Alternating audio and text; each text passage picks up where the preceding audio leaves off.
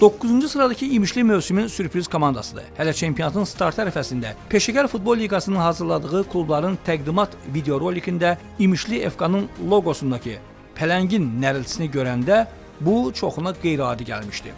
Amma sən demə, pələng boşuna nərildəmirmiş.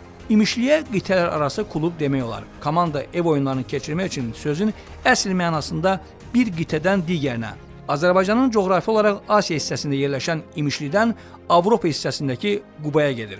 İmişlidən Qubayadakı olan 370 km məsafəni nəzərə alsaq, buna ev oyunu deməyə adamın dili də gəlmir. Amma klubun bu məsafəni hər oyunda qət edən sadiq azarkeşləri var ki, onların sevgisini, əziyyətini xüsusi vurğulamaq lazımdır. İmişli məhdud büdcəsinə, ofisində cəmi bir neçə əməkdaşın olmasına, stadionsuz, bazasız qalmasına baxmayaraq mövsümün əvvəlində onların uğruna şübhə ilə yanaşanları peşman edib. Bu isə baş məşqçi Jorge Kaşkilyanın sayəsindədir. 56 yaşlı Portuqal mütəxəssis son illərdə Portuqaliya və Çexiyanın ikinci liqalarındakı klublarda çalışıb və onların heç birində 6-7 aydan artıq işləməyib. Yalnız Portuqaliyada ən uğurlu baş məşqçilik dövrünü keçirdiyi Moreirense'də 3 il yarım işləyib, onun da üzərindən artıq 12 il keçir. Buna rəğmən Kaşkilya özü üçün yad mühit və mentaliteti çempionatın nəbzini tez tutdu. Onun komandası Zirə ilə hər iki maçda heç-heç edib, Sabahı isə duellərdən birində məğlub edib. Hələ Sumqayıta qalib gəldikləri oyundan sonra aldıqları texniki məğlubiyyət olmasa da indi İmişlinin 20 xalı vardı.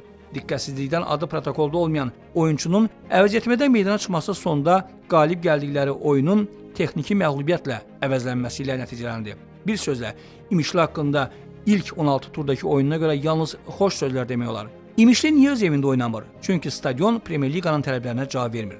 Klubun sponsoru RDC şirkəti stadionu standartlara uyğun vəziyyətə gətirmək üçün hətta 1.500.000 manat xərcləməyə hazır olsa da, stadionun sənədlərinin qaydasında olmaması onları çətin vəziyyətdə qoyub. Məsələ ondadır ki, 4 hektar ərazini tutan stadionun 2 hektarı Həmkarlar İttifaqının balansındadır. Qalan 2 hektar da hansısa MKT-yə aiddir.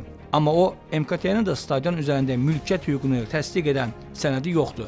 Sadəcə Azərbaycan sayığı vaxtı ilə nə cürəsə hansısa vasitələrlə həll edib, güya olublar stadionun sahibi. İndi İmişli FK rəhbərliyi ehtiyat edir ki, milyon yarım pul xərcləyib sənədi olmayan, əsl sahibi bilinməyən stadionu ərsəyə gətirərlər, sonra da başqa birisi gəlib stadion mənimdir deyib əllərindən alar. Azərbaycanda belə hallar az görmüşük ki, İmişli FK-nın icraçı direktoru Akşin Mürsəlov deyir ki, yeganə çarəmiz odur ki, İmişli şəhəri ərazisində yeni torpaq sahəsi götürüb, kiçik də olsa bir stadion inşa edək.